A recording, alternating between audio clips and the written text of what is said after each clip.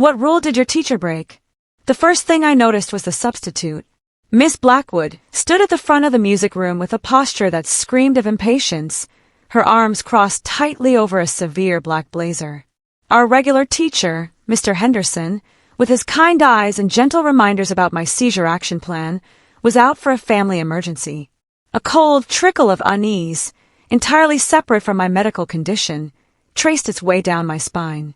Then came the familiar, unwelcome sensation. It started as a faint, electric tingling in the tips of my fingers, a feeling like static from an old television screen. I'd been seizure-free for 3 months, a personal record, but I knew this harbinger all too well. It was a creeping, internal lightning storm building in the hidden folds of my brain. The electricity began to spread, a slow, insidious crawl up my wrists, towards my elbows. I had at most 2 minutes. I stood up, my chair scraping against the linoleum floor. The sound was unnaturally loud in the quiet room. Miss Blackwood! My voice was steadier than I felt. I need to get to the nurse. I'm about to have a seizure. She didn't even look up from the attendance sheet. She rolled her eyes, a dramatic, practiced gesture. Oh, please. Not this. It seems like every kid suddenly has epilepsy these days. It's terribly trendy. A wave of heat washed over me, a mix of fear and indignation. No, you don't understand. This is real. I have a seizure action plan in the office in my file. My neurologist. Sit. Down. She finally looked at me, and her gaze was flat, devoid of empathy. She stood and walked to my desk, not with concern, but with a confrontational stride. She leaned over me, her voice a low, condescending whisper meant only for my ears, yet carrying in the silent room. You know what my sister did when her daughter claimed to have seizures? She ignored them. Completely. Within a week, miraculously cured. No more dramatics. My friend Emily, ever my fiercest defender, shot up from her chair near the door. She's not faking. I've seen her seizures before. She took a step toward the bright, red emergency button by the classroom door. The substitute moved with surprising speed, stepping directly into Emily's path. The only thing seizing, she announced to the whole class, her voice dripping with contempt, is her desperate need for attention. The tingling was now a buzzing numbness in my entire left arm. My vision began to blur at the edges, the world softening into a watery mess. I was running out of time. Desperation clawed at my throat. Then she did the thing that would forever divide my life into a before and an after. She walked to the classroom door, the one with the small, reinforced window, and with a definitive, metallic clunk, turned the deadbolt. She then produced a single, brass key from her pocket, held it up for all to see, and dropped it into the depths of her blazer pocket. Nobody leaves, she declared, her voice chillingly calm, until she admits she's faking. This victim complex is a disease, and it's destroying your entire generation. Panic, a living, breathing entity, erupted in the room. Call 911, someone, I think it was Malik, yelled. I saw a hand dart toward a pocket. Phone's in the box. Now. Miss Blackwood grabbed the plastic caddy Mr. Henderson used to collect phones during tests. Or you're all looking at suspension. Don't test me. My brain was scrambling, the electrical storm intensifying.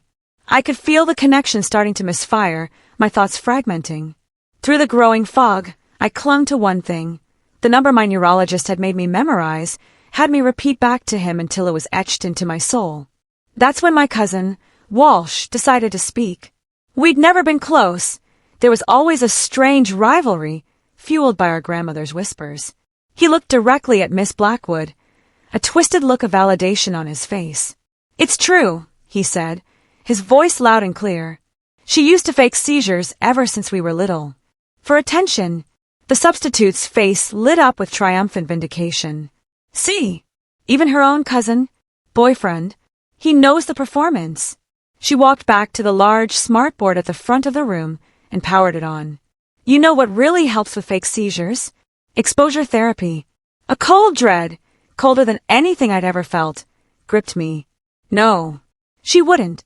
If you were really epileptic, she continued, her fingers tapping rapidly on the keyboard, I wouldn't do this. But since we've established this is a performance, She typed into the YouTube search bar, flashing strobe light 10 hours. She hit play. The screen exploded in a violent, rapid-fire alternation of pure white and absolute black. Flash! Flash! Flash! It was like a hammer directly on my optic nerve. My brain screamed. It felt like being electrocuted from the inside out, every neuron firing an agonizing, chaotic protest. Turn it off! Emily screamed, her voice raw. Photosensitive epilepsy is real. You're going to hurt her. Miss Blackwood, her face a mask of smug satisfaction, cranked the brightness on the smartboard to its maximum setting. The strobing light filled the room, casting everyone in a hellish, jerking silhouette. Psychosomatic reaction, she declared over the frantic pulses. She believes she's seizing, so her body mimics the symptoms. It's basic psychology. That's when David, who sat in the front row, let out a choked gasp and grabbed his head. I didn't know it then, couldn't have known, but he had undiagnosed photosensitive epilepsy, too. His whole body went rigid, his back arching violently before he crumpled to the floor with a sickening thud. I can't the lights, he managed to choke out before his words were lost. The classroom descended into pure, unadulterated chaos. Kids were diving under desks, throwing jackets over their heads, pressing their faces into their arms. Turn it off! Turn it off! The pleas became a desperate chorus. Malik was suddenly beside me, his hands cupped over my eyes, trying to shield me. Please don't seize, he chanted, his voice trembling. Ryan, one of the bigger football players, ran to the locked door and started slamming his shoulder into it, over and over. Help! Somebody help US! The substitute just laughed, a short, harsh sound. Sit down, Mr. Jacobs, or you are expelled. But it was too late. The strobing was a trigger for more than just epilepsy. Jenna was sobbing, hands pressed to her temples as a migraine slammed into her. Another kid was vomiting in the trash can. The room was a cacophony of panic and pain. Through the small window in the door I saw a face. Mr. Peter, the history teacher from next door, peered in, his brow furrowed. A spark of hope flared in my chest. But Miss Blackwood smoothly stepped in front of the window, blocking his view of the pandemonium behind her. She gave him a cheerful, reassuring thumbs up, and before he could react, she reached up and pulled down the window shade, plunging us further into our private, flashing hell. He walked away. This is torture! Emily screamed. He walked away. This is torture! Emily screamed. My time was up. The world dissolved into a roaring, white-hot static. My body was no longer my own. The seizure hit me like a lightning bolt, and I was gone. What happened next? I learned later from Sarah, who held my hand through the worst of it. My seizure was violent, a grand mal that racked my body with uncontrollable thrashing. I was foaming at the mouth, my lips turning blue from oxygen deprivation. Sarah, crying and terrified, tried to turn me on my side to keep my airway clear, but my convulsions were too powerful. I bit my tongue, and blood sprayed, staining her hands in the floor. She's dying! Sarah screamed, her voice cracking with hysteria. She's really dying! Miss Blackwood stood near her desk, watching the scene unfold. She took a bite from a bright green apple she'd produced from her bag. Oscar-worthy performance, she commented around the mouthful. Though the fake blood is a bit much, don't you think? That was the breaking point for Billy. Sweet, quiet Billy, who built model airplanes and never said a word in class. Something in him snapped. He grabbed a heavy, metal music stand, wielding it like a battering ram. Violence? Really? Miss Blackwood's eyes lit up. She pulled out her phone and started recording. This is going straight to the principal. Destruction of property is a felony, young man. Billy didn't hesitate. He swung the stand at the smartboard. There was a loud crack and a shower of sparks. The screen flickered and died, the relentless strobing finally ceasing, leaving behind an aching, silent afterimage burned onto everyone's retinas. But Billy wasn't done. He turned, his face a mask of grim determination, and swung the stand at the door's window. Glass exploded inward, scattering shards across the floor. Assault! You're all going to jail! Miss Blackwood shrieked, her composure finally shattered. That's when my boyfriend, Darren, saw me through the broken window. He later told me the sight of me, blue and convulsing on the floor, was the most terrifying thing he'd ever witnessed. He completely lost it. He reached through the jagged hole in the glass, ignoring the shards that sliced deep into his forearm, his blood mingling with mine on the floor. He fumbled for the deadbolt. "Don't you dare!" Miss Blackwood screamed, lunging for him. But Emily and Billy were there. They grabbed her, holding her back as she fought and cursed. Darren's blood-slicked hand found the lock, turned it, and the door flew open. Teachers and administrators came flooding in, their faces masks of shock and horror. The scene that greeted them was one from a nightmare. Me seizing violently, David seizing 3 feet away, Jenna vomiting, other students crying and hysterical, the floor littered with glass and blood. "Call 911! Principal Penn yelled, her voice trembling. Multiple students seizing. The substitute was still yelling as 2 staff members physically restrained her. "They're all faking. This is mass hysteria. Can't you see?" The paramedics later told my parents I was clinically dead for 90 seconds. They had to intubate me right there in the hallway, working to restart my heart while another team worked on David just 10 feet away. Miss Blackwood was placed on paid administrative leave while the district conducted an investigation. A GoFundMe was set up by some parents to help with David's medical costs. We all clung to the hope that he would pull through.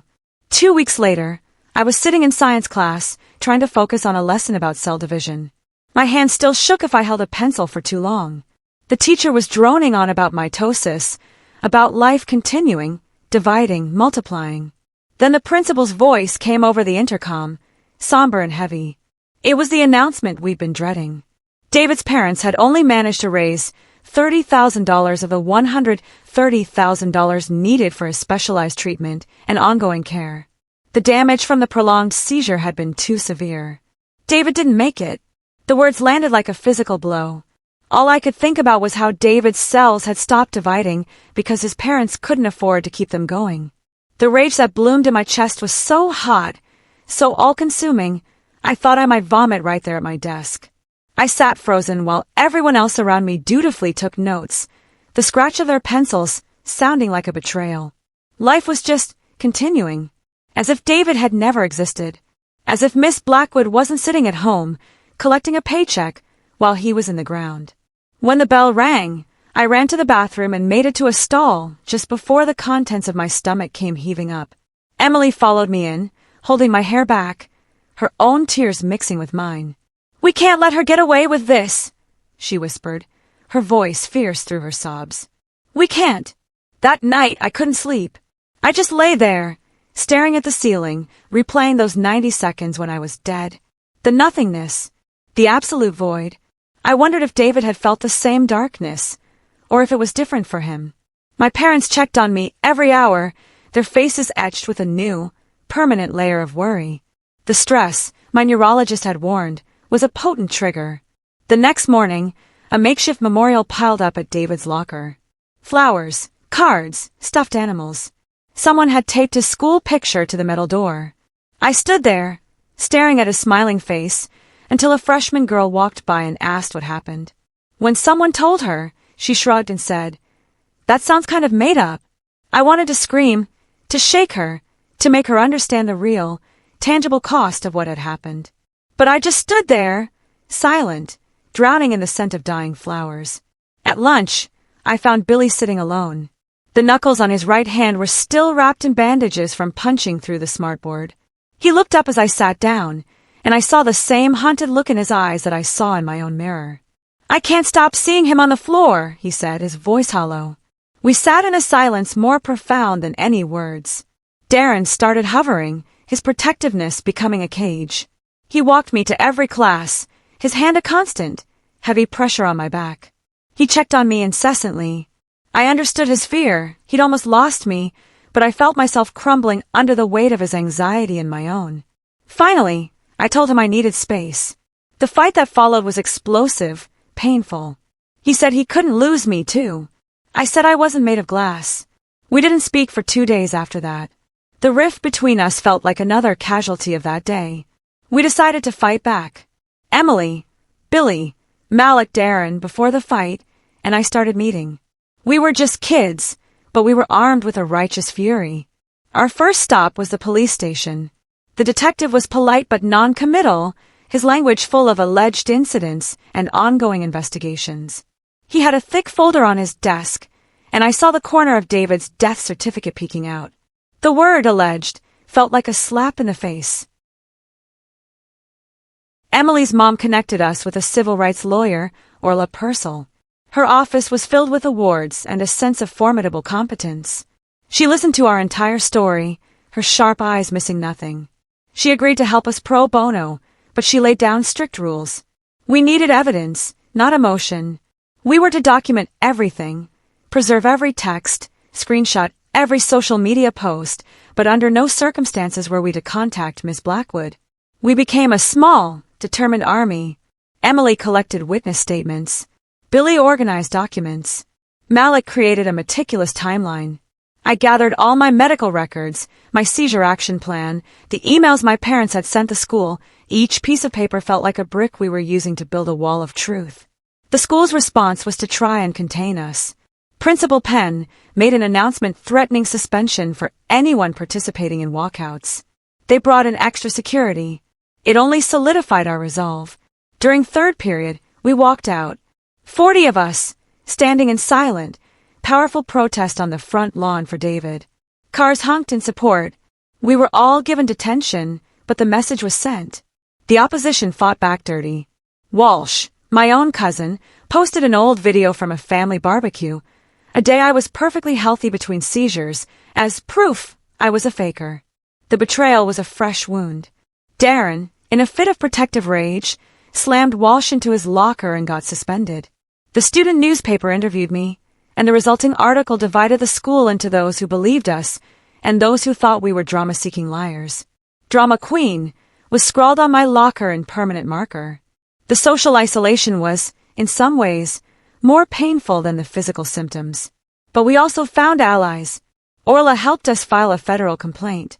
An anonymous USB drive, dropped into my locker, contained grainy but damning security footage from the hallway that showed the chaos inside our classroom. David's mother, Nev, let me into his room, a shrine to a future that was stolen. She showed me his journal, his dream of becoming a doctor to help kids like us, and hired her own lawyer. We were going to coordinate our cases, so the district couldn't pick us off one by one. The legal process was a slow, grinding torture. Depositions were brutal. Orla prepared me, role-playing as a hostile lawyer asking if I enjoyed the attention.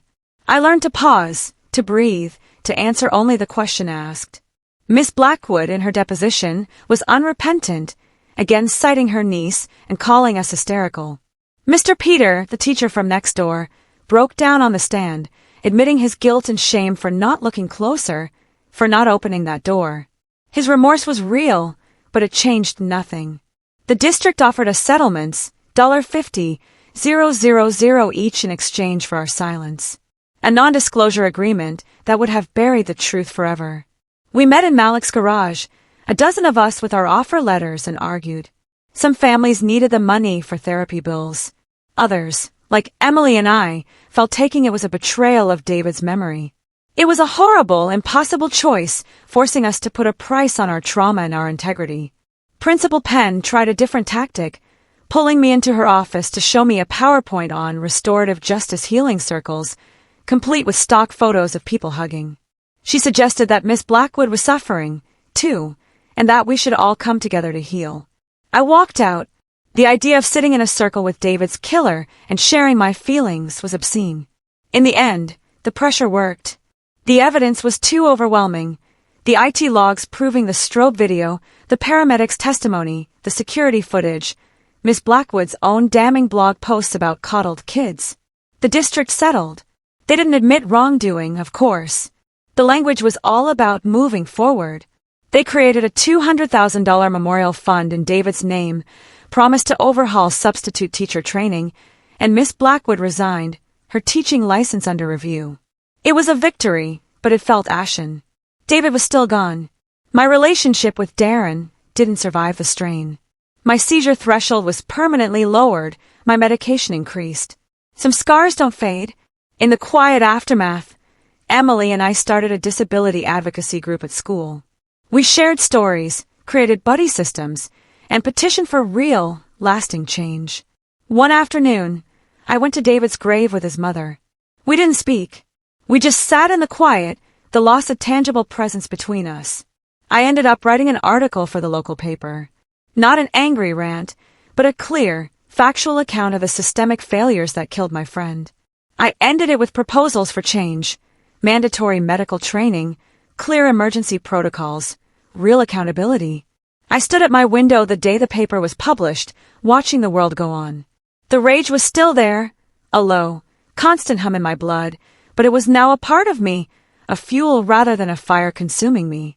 I had learned to carry the damage. We hadn't gotten perfect justice, but we had fought back. We had refused to be silent.